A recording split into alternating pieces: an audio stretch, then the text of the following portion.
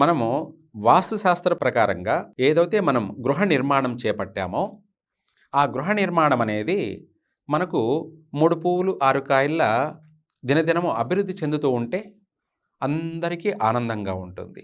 అలాగే ఆర్థిక పరంగా మనము నష్టపోతున్నామంటే ఆ ఇల్లు పనికిరాదు. మనకు ఆదాయ వ్యయాలు అంటే ఒక గృహ నిర్మాణం మనం కొలతల ప్రకారంగా ఒక ఇల్లును కట్టినట్టయితే ఆ ఇంటికి సంబంధించి ఆదాయము అలాగే ఖర్చు 2 కూడా చూసుకోవాలి.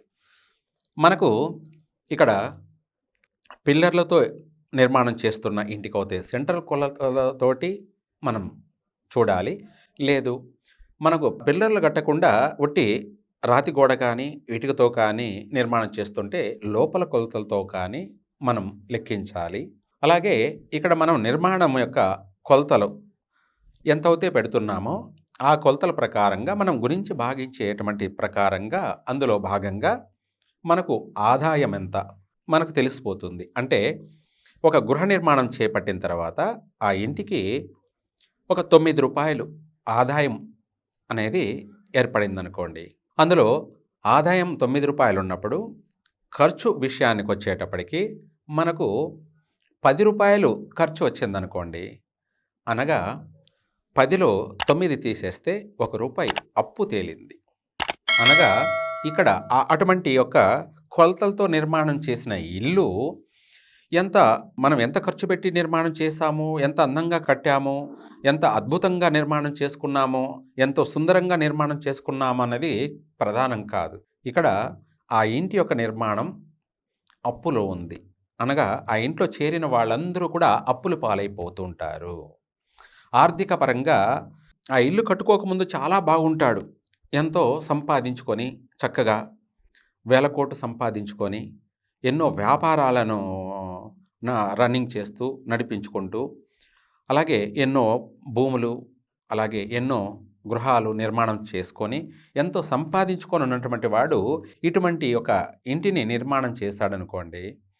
ఆ ఇంట్లోకి వచ్చిన తర్వాత కర్పూర హారతి ఎట్లా కరిగిపోతుందో అట్లా వాళ్ళ ఆస్తిపాస్తులన్నీ కూడా మెల్లమెల్లగా కరిగిపోతాయి. వాడు ఎన్ని వేల కోట్లున్నా కూడా లాస్ట్కి అప్పులు పాలైపోతాడు. అనగా ఇక్కడ మనకు ఆ ఇంటి నిర్మాణంలో ₹10 ఖర్చు ఉంది, ₹9 ఆదాయం ఉంది. అప్పుడు ₹1 నష్టం జరిగిపోయిందన్నమాట. అనగా అది ఎంతవరకైనా నష్టం ఉంటుంది, నష్టాల పాలయ్యే అవకాశం ఉంటుంది. అదే మనకు ఆ ఇంటి నిర్మాణంలో ₹9 ఆదాయం ఉంది. మనం అదే సంఖ్యలో చూసుకొని కొలతలు అటు ఇటు మార్చుకొని మనము చేసుకుంటే అందులో సంఖ్య మనకు ₹6 ఖర్చు వచ్చిందనుకోండి. ఇక్కడ ₹9 ఆదాయము, 6 ఖర్చు. అనగా ఇక్కడ ₹3 మనకు లాభదాయకంగా ఉంది. అంటే అటువంటి గృహ నిర్మాణం వాళ్ళకి చక్కగా కలిసి వస్తుంది. వాళ్ళ యొక్క నిర్మాణానికి ఆటంకాలు ఉండవు. తర్వాత నిర్మాణం చేసి గృహప్రవేశం చేసిన తర్వాత కూడా వాళ్ళు అప్పు చేసుకొని గృహ నిర్మాణం చేసినా కూడా మళ్ళీ అతి తొందరలో ఆ అప్పునంతా కూడా తీర్చేసుకోవడానికి అవకాశం ఉంటుంది. ఎందుకంటే ఇక్కడ ఆదాయం అనేది లాభంలో ఉన్నారు. చేరిన కొద్ది రోజులకే ఆ అప్పును తీర్చేసుకొని చక్కగా వాళ్ళు మళ్ళీ ఇంకా కాస్త ₹10 సంపాదించుకొని మరలా ఇంకొక ఇల్లు కట్టడానికో లేదంటే ఇంకొక ఏదైనా సరే పొలాలు కొనడము లేదంటే ఇంకా ఏదైనా కంపెనీలు ఇటువంటి వాటిపైన డబ్బులు వాళ్ళు పెట్టుబడిగా పెట్టడానికి అవకాశం ఉంటుంది. ఎందుకంటే ఇక్కడ ఆ ఇంటి యొక్క ప్రభావం ఏంటంటే ₹3 లాభంలో ఉంది. ఆ ఇల్లు చక్కగా పనికొస్తుంది. ఇక్కడ ఆదాయ వ్యయం అనేది ప్రధానంగా ఏ ఇంటికైనా కూడా అవసరము. అది మనం రెంటింట్లోకి పోతున్నామా లేదంటే సొంతంగా ఇల్లు కట్టుకుంటున్నామా అనేది కాదు.